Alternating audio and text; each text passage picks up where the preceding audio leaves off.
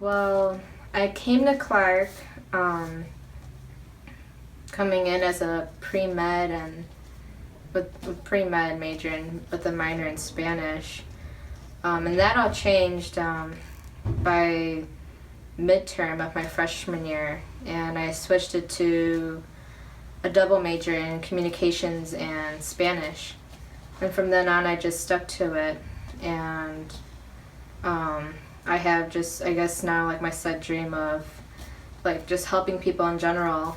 And with these two majors, I'm thinking of being a Spanish interpreter at hospitals, that would need me, or just like volunteer work in hospitals. Even though I'm not a pre-med major, not a doctor, a surgeon, or a nurse, I could still be in that same environment and help people. I started soccer when I was 3 years old. My father put me into into the city park district just to play around. My mother didn't like it at the time, so she put me in other things and tried to get me to be really girly at the time. But my mom worked during the day and my dad worked during the night, so I was basically raised by my dad. So all I did was basically what my dad did, watch sports with him as I was like an infant just sitting there on the couch. So I grew up with sports, but soccer was my main. And I've played soccer since I was 3 until my freshman year of high school. I didn't continue with it because I just thought it was too much for me. I felt very pressured at the time to continue. And even though like with my talent in it, and I knew, my gift in it was pretty good, I don't know why I wasted it on it to just stop. But I found other sports that I was good at. In middle school I played basketball and volleyball, and I did track too. I did shot put. Didn't know I was going to be good at that. I placed in the city in like the top 6 or whatever. And in high school, I also did bowling as well, and that's what I currently do now at the collegiate level here at Clark University. Boom. Mercedes is a very nice teammate. She always helps me. She's always having like a lot of energy, and as a friend, because she's an RA, she comes in my room and I can just rant to her about all these little things, and she'll be there. She always has my back. Like I can text her on the weekends and be like, hey, I need you, or hey, she's just a really nice person and really funny, upbeat. I love the girl. I've only known her for a couple months, so she's a really good friend. A lot of experience, great attitude, very helpful to the other bowlers, never upset. If she throws a bad shot, she doesn't get down on herself or her teammates. Her skill has really improved over the last 3 years.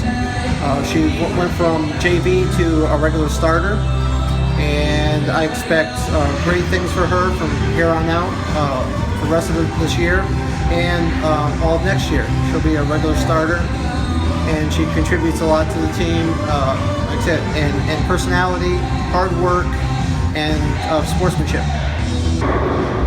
So it's a funny story why I did bowling. So in high school, my mom told me to join a sport before the soccer season started, which started till the spring. So I had the fall and winter season. Okay, I'll do basketball, because I did basketball in middle school. Like, okay, I know that. Looked at the girls, I was like, tiny freshman me, and all the basketball girls were like weeds. I'm like, I cannot play this sport. Nope, I opted out. So I'm like, okay, what else is there for me to do? So I looked on the list, and bowling. I'm like, what? Like, that's a sport? I was like, no, like, this can't be. Like, okay, I'm just going to try it out, because all my birthday parties when I was small, all bowling parties. So I was like, okay, I got some knowledge. I know how to do this. Did it, picked up a ball, and I just went. And I didn't know how, I'd be so good at it. Collegiate bowling and stuff. So, yeah.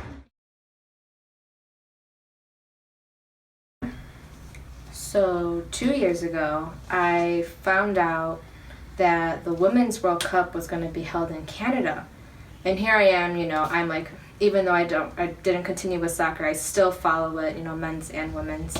And when I found this out, that it was just across the border, just north of the border, I'm like, I'm so going, whether I go by myself or not.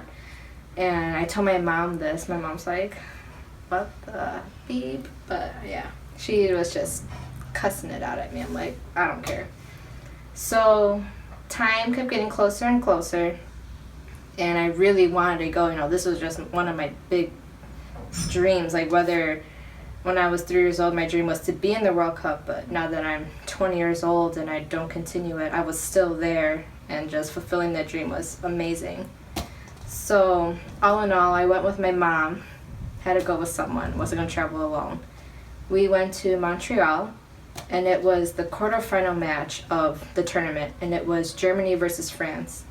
And I can say to you that it was probably the most controversial game of the entire tournament. We were in a location in Canada where it was just all the fans there were all rooting for the French, and it was crazy. And here, me and my mom, you know, we have a little German blood in us, so we're like, okay, yeah, Germany. But we felt so outnumbered, and we felt very threatened at the game. But it was an exciting match because they went all the way to penalty kicks, and Germany won in the penalty kicks, and it was very exciting. And it was probably one of the most exciting events that happened in my life. Yep.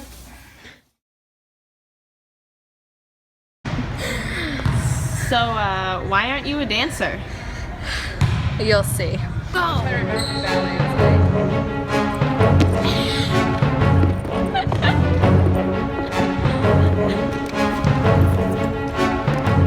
That's why I don't do dance.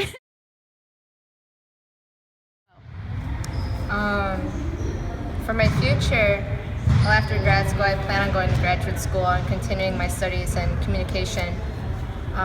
From then on, I don't know exactly what's going to happen career-wise. I don't know, but I know something good, a good outcome will come out of it. Just got to get my feet wet right now, you know, starting internships and whatnot, and we'll see where my life takes me from there.